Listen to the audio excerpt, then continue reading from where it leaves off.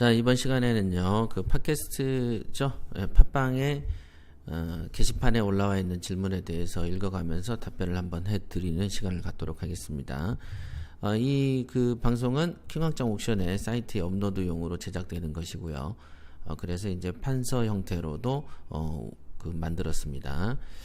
자, 한번 읽어볼게요. 안녕하세요. 제가 시간이 많은지 질문이 많네요. 제가 경매하는 걸 본 지인이 야, 네가 잘 되기를 나도 바라는데 대출이 많아지니까 너무 월세만 생각하지 말고 팔아서 차익 낼 것도 좀 집중해봐, 이렇게 말씀을 했답니다.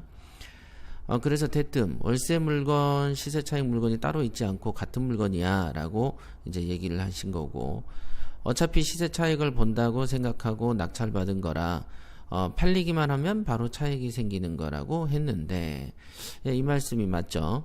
그러니까 월세 물건, 시세 차익 물건이 따로 있지는 않고 같다라고 느끼시는 것은 합리적인 이치에 맞습니다. 이게 그렇기 때문에 따로 있지 않기 때문에 어차피 살 때 조금 싸게 샀기 때문에 팔기만 하면 차익이 생기는 거다라고 얘기를 한 거죠.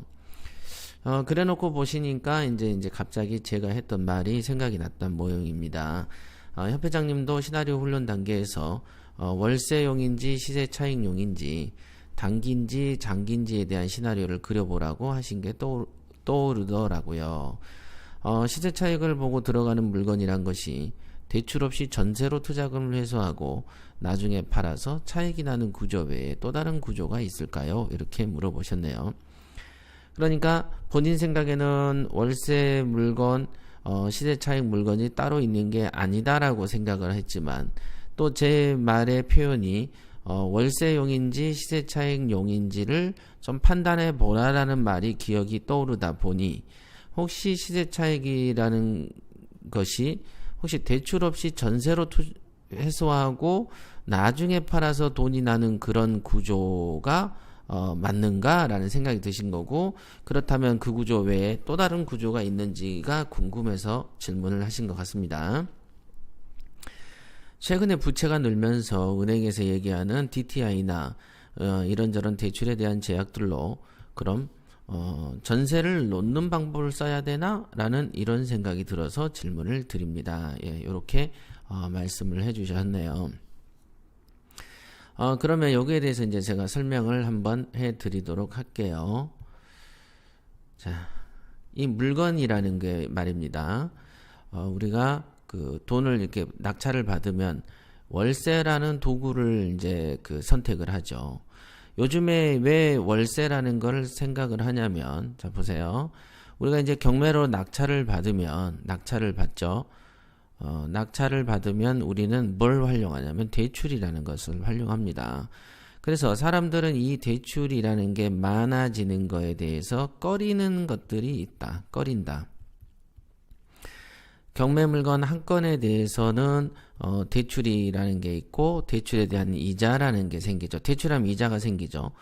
그러나 만약에 이 집에서 월세가 나오지 않는다면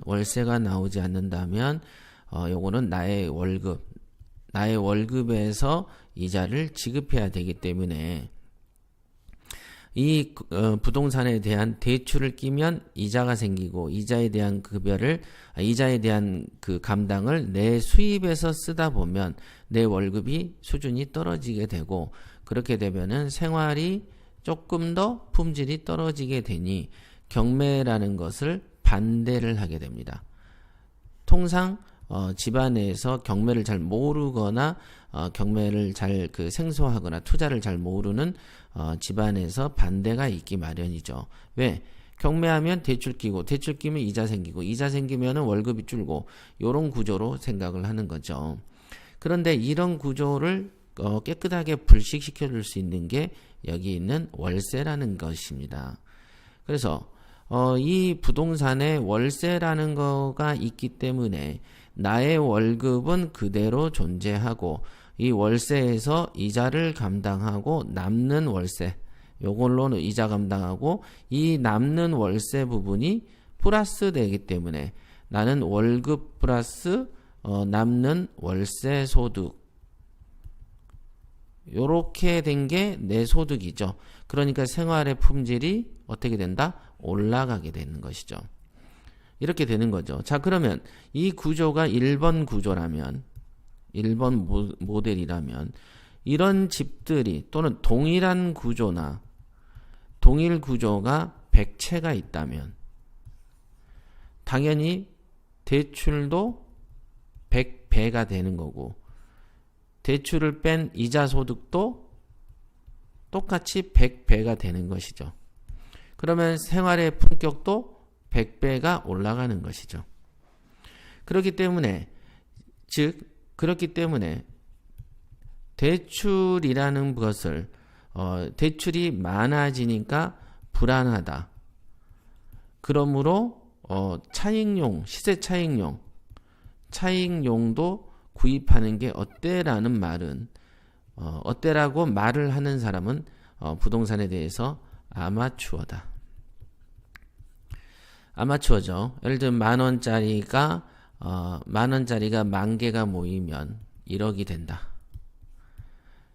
모이면 1억이 되고 증가되는 것은 누구나 알지만, 그죠?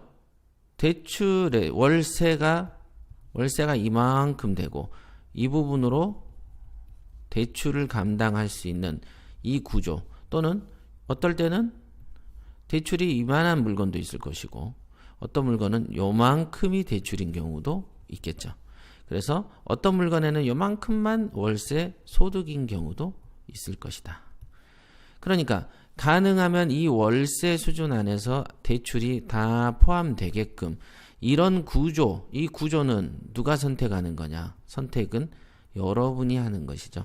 그래서 이 구조만 선택이 되기만 한다면 여러분들은 이게 이런 집이 100채가 있든 1000채가 있든 그럼으로써 대출의 양이 얼마나 오르든 아무런 문제라는 것이 없다. 문제가 안 생기죠. 다만 문제가 생긴다면 어떤 데 생기나요? 여기서 어떤 게 공실이 돼서 순환을 하기 위해서 순환 주기에 걸리는 경우, 그래서 공실이 생기면 여기에 공실하는 기간이 있을 거고, 그 기간에 대해서 기간이 있을 때는 대출 이자만 나가지 월세 수입이 없기 때문에 이때 마이너스가 탄생하죠. 그죠? 그러니까 이거는 집이 한 채가 있든 100채가 있든 똑같은 순환의 문제죠. 사람이 세를 주다가 그 세입자가 나가면 일정한 공실의 기간이 생길 수 있다라는 게 첫 번째 리스크고, 그죠? 두 번째 리스크는 이렇게 동일한 구조를 똑같이 복제하지 않고 어떤 경우에는 이자가 이만큼 크고 오히려 요게 이자고 전체가 이자고 요만큼 색칠한 부분만 월세가 나오는 경우, 이런 구조들이 가끔 있기 때문에 이런 경우들이 이리 섞이고 저리 섞이다 보니까 이제 약간의 불안함이 이제 증가될 수는 있겠습니다만은, 기본적으로 월세에서 대출 이자를 감당할 수 있는 구조만 만들어낸다면 여러분들은 이게 100채든 1000채든 불안할 이유는 없는 것이죠. 그렇기 때문에 대출이 좀 많아지니까 차익용을 사는 게 어때? 라고 묻는 것은 경매에 대해서 잘 모르는 사람이 했던 말인 것이죠. 그죠? 자, 그러면 여기서 이제 등장하는 게 제가 했던 월세용이냐 또는 시세 차익용이냐, 뭐 이런 부분에 대해서 제가 얘기를 했다 이거죠. 그러니까 이게 월세용이 따로 있고 시세 차익용이 따로 있는가? 라는 생각이 이제 갑자기 궁금하셨던 모양입니다. 이제 그런 경우에는 어떻게 하셔야 되냐면 이렇게 이해를 하셔야 돼요. 자, 월세용하고 시세 차익용 구간이 여기가 예를 들면 이제 한 100m 떨어져 있다고 보시죠. 그래서 어떤 경우는 월세만 받는 용이 있다. 월세만. 어떤 경우가 있겠습니까? 이런 경우는 시세 차익이 극대화돼서 시세 차익이 정말 0인 경우도 있을 것이다. 근데 이 시세 차익은 거의 없다. 0이거나 거의 없어. 그런데도 월세를 받을 수 있는 경우들이 있지 않습니까? 가끔 보면은 어떤 그 부동산의 경우에는 월세 수준이 이 지역이 굉장히 잘 나오는 지역이 있습니다. 그러다 보면은 여기에서 대출 이자를 주더라도 이 월세 차익의 소득 부분이 우리가 투자 원금 대비해서 수익률이 상당히 괜찮은 경우들이 있습니다. 가끔. 자, 요런 경우. 자, 시세 차익은 정말 시세에 준해서 산 것 같아. 어찌됐든 시세나 금매보다는 싸게 사겠죠. 어찌됐든. 하지만 정말로 그 시세 차익 면에서 큰 메리트가 없이 샀어도 이 지역의 월세가 동일한 어떤 다른 물건에 대비해서 월세 수준이 높다 보면은 수익이 큰 경우가 있습니다. 이런 경우에는 월세 목적으로 이렇게 부동산을 매입할 수 있겠습니다. 그렇죠? 월세도 돈 아닙니까? 그렇죠? 그 다음에 극단적으로 이제 반대에 있는 건 뭐냐면 토지 같은 거 한번 보시죠. 토지 같은 경우에는 월세가 나옵니까? 안 나옵니까? 안 나옵니다. 월세가 안 나오기 때문에 이곳에서는 오로지 시세 차익이라는 어떤 요소만 보게 될 수가 있을 것이다.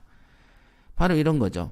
그러면 이런 것처럼 월세가 안 나오지만 장기 보유해서 시세 차익이 보거나 어떤 재개발과 분양을 재개발을 노리거나 재건축을 노리기 위해서 이렇게 선택하는 경우도 있죠. 물론 재개발 재건축이 과열된 지역에서는 오히려 시세 차익이 초창기에는 안 나오는 물건을 매입하기도 하죠.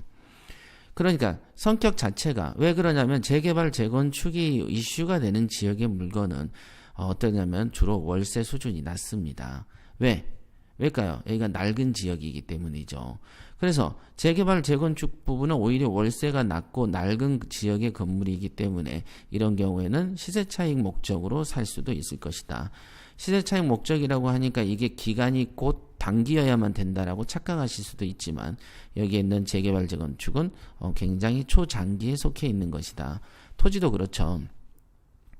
그래서 저 같은 경우도 토지를 이제 최근에도 이제 그 부산에서 가지고 있는 건데 이 건에 대해서 이제 그 매수 협상이 지금 들어왔습니다.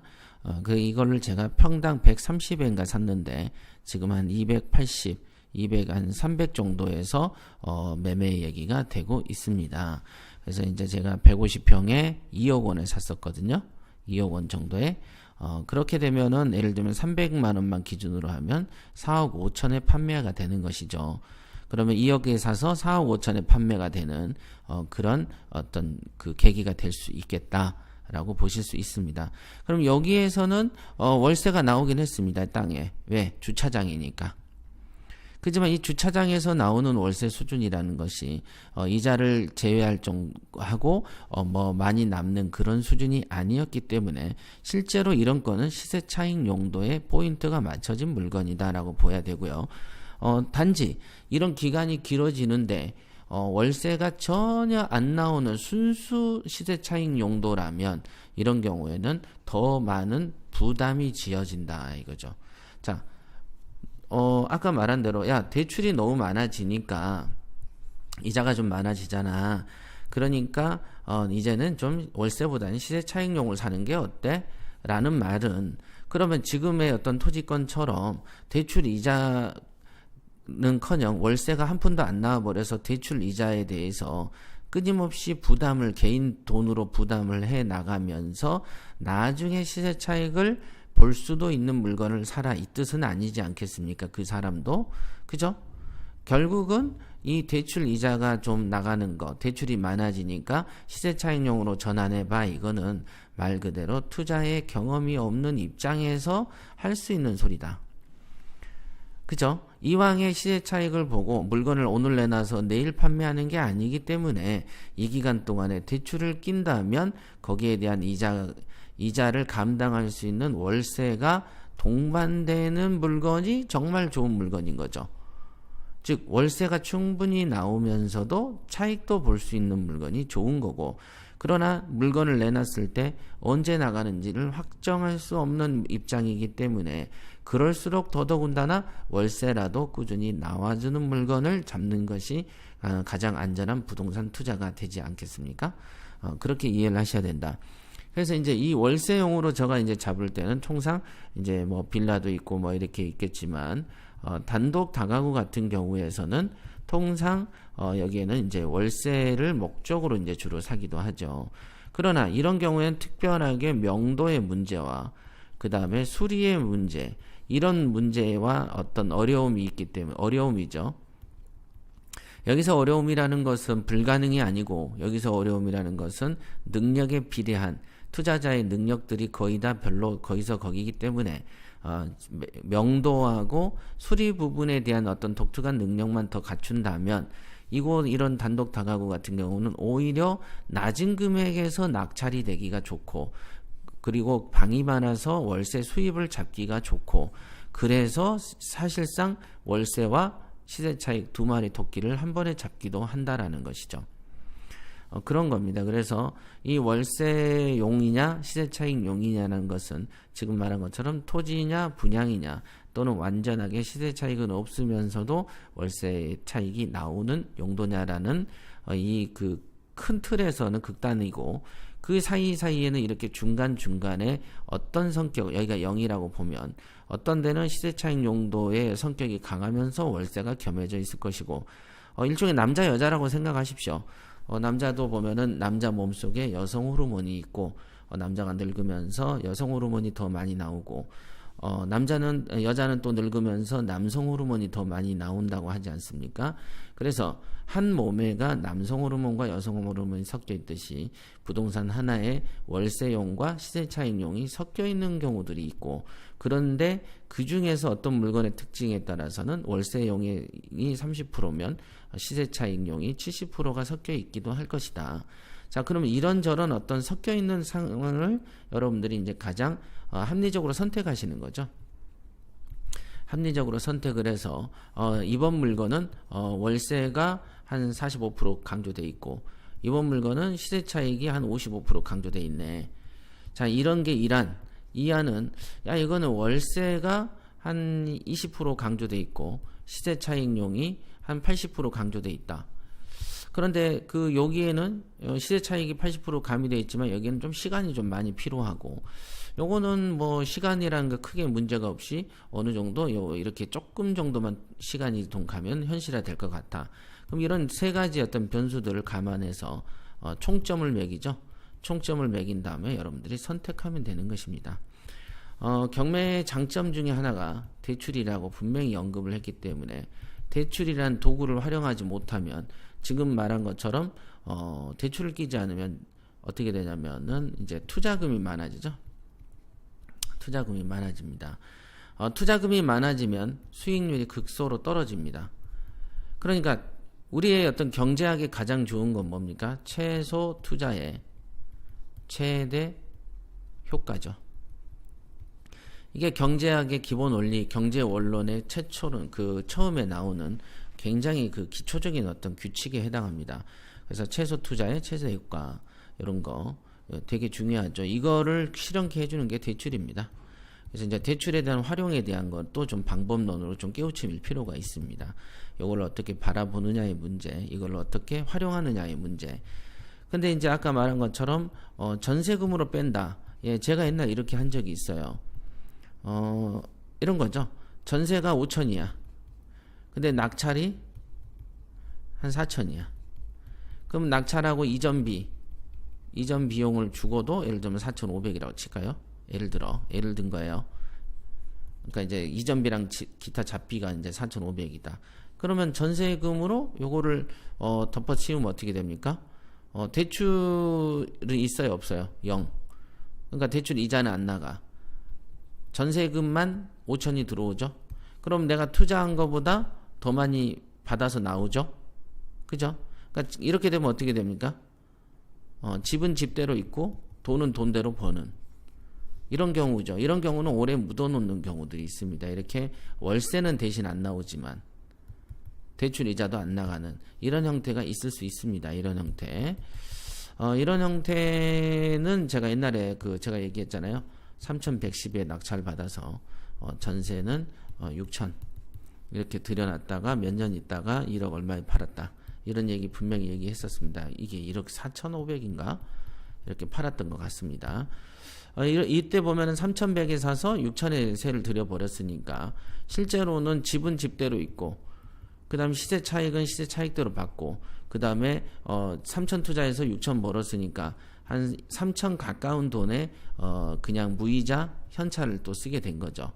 요걸로 무이자로 생겨서 이걸 투자금으로 또 활용한 거죠. 그러니까 이게 보면은 어떤 경우에는 내 돈 3천에서 시작했다가 집 한 채 얻었고 시세 차익 생기고 무이자 투자금이 생겨버리는 이런 구조가 생기기도 합니다.